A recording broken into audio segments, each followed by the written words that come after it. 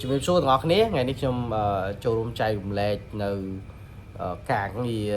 10ប្រភេទដែលទទួលបានចំណូលខ្ពស់នៅក្នុងវិស័យឯកជននៅក្នុងប្រទេសកម្ពុជារបស់យើងនៅក្នុងឆ្នាំ2026ណាហើយប្រាក់ខែដែលចែករំលែកនេះចេតនាមួយគឺចង់ឲ្យបងប្អូនដឹងថានៅក្នុងទីផ្សាររបស់យើងមិនហើយគ្នាយើងមានកម្លាំងចិត្តនៅក្នុងការប្រឹងប្រែងបន្តទៀតនៅក្នុងការធ្វើការងារស្វែងរកចំណូលសម្រាប់គ្រួសារសម្រាប់សង្គមជាតិឬក៏សម្រាប់ខ្លួនឯងណាហើយប្រាក់ខែនេះជា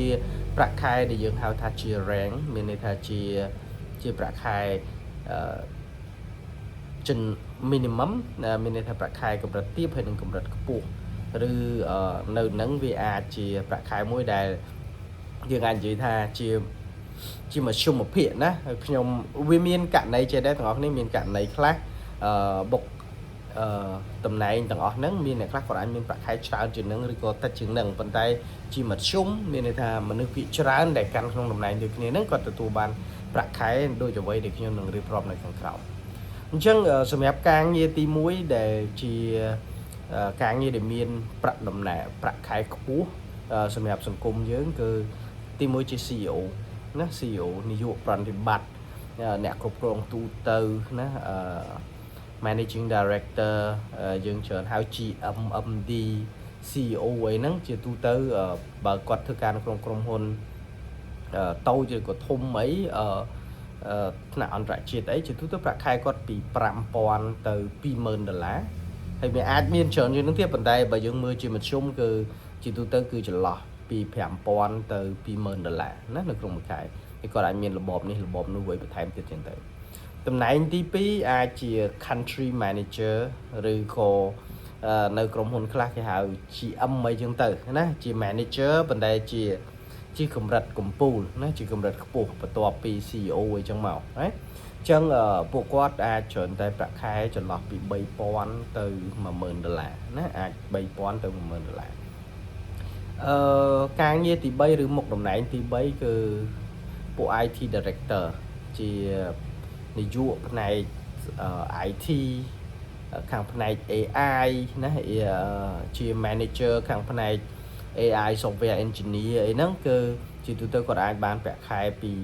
$3,000ទៅ$8,000ណាពី$3,000ទៅ$8,000ហើយទី4អាចមានតំណែងដូចជា HR director ឬក៏ head of HR អីហ្នឹងគឺអាចប្រាក់ខែគាត់ប្រហែលជាចន្លោះពី$2,500ទៅ$7,000ក្នុងមួយខែណាហើយយើងមានទី5គឺ finance manager ឬក៏ finance director ឬជា CFO ជាទូទៅប្រាក់ខែគាត់ចន្លោះ$3,000ទៅ$10,000ណា$3,000ទៅ$10,000វាទៅតាមប្រភេទក្រុមហ៊ុនហើយទី6យើងមាន commercial director មានន័យថាជានាយកផ្នែកពាណិជ្ជកម្មឬក៏ sales director ជានាយកផ្នែកលក់អីហ្នឹងជាទូទៅប្រាក់ខែគាត់គឺអាចចន្លោះ$3,000ទៅ$10,000នឹងដូចគ្នានិយាយទៅនៅក្នុង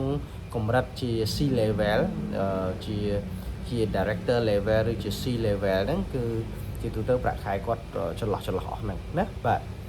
ហើយទី7អាចជា airline pilot ណាជា captain មានន័យថាជាអ្នកបើកបរយន្តហោះប៉ុន្តែជាប្រភេទជា captain ហ្នឹងគឺខ្ញុំនិយាយក្នុងវីដេអូមុនដែរប្រាក់ខែគាត់អាចចន្លោះពី$3,000ទៅ$10,000ហើយទី8យើងមាន medical specialist អ្នកវេជ្ជបណ្ឌិតឯកទេសណាជាទូទៅគាត់អាចបានវិជ្ជបណ្ឌិតឯកទេសនៅក្នុងស្រុកយើងអាចបាន$2,000ទៅដល់$10,000ណាវាអាស្រ័យទៅលើមន្ទីរពេទ្យឬក៏ clinic ផ្ទាល់ខ្លួនរបស់គាត់អីចឹងទៅណាហើយទី9គឺអាច legal director មានន័យថាឬក៏ corporate lawyer ណាគាត់អាចរកបានពី$2,500ទៅ$8,000នេះដែរណាជានាយកផ្នែកច្បាប់ណានាយកផ្នែកច្បាប់ឬក៏ជាមេធាវីសម្រាប់ក្រុមហ៊ុនហើយមួយទៀតគឺយើងហៅថាជាទី10ហ្នឹងគឺ engineering manager ពួក construction energy អីហ្នឹងជាទូទៅប្រាក់ខែគាត់អាច energy manager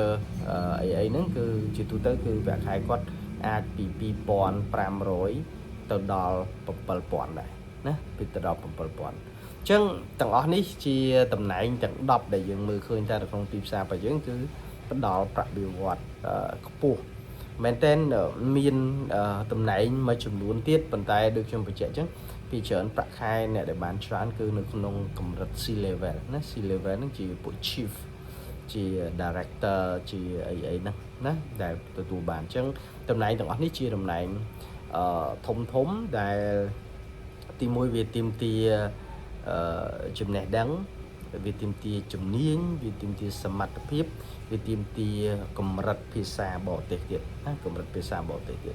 រួមទាំងអស់គ្នានឹងមកជាមួយនឹងបទពិសោធន៍ប្រកបគាត់អាចនឹងមានឱកាសដើម្បីទទួលបាននៅប្រាក់ខែច្រើននេះណាអូខេអរគុណច្រើនខ្ញុំនឹងចែករំលែកបន្ថែមផ្សេងទៀតនៅក្នុងវីដេអូក្រោយៗបើទាំងអស់គ្នាចង់តាមដានកុំឲ្យអាក់ខានអាច subscribe channel របស់ខ្ញុំណាហើយបើមានសំណួរអីផ្សេងៗអាច comment សួរនៅក្នុង YouTube channel របស់ខ្ញុំបានអរគុណច្រើនជម្រាបលា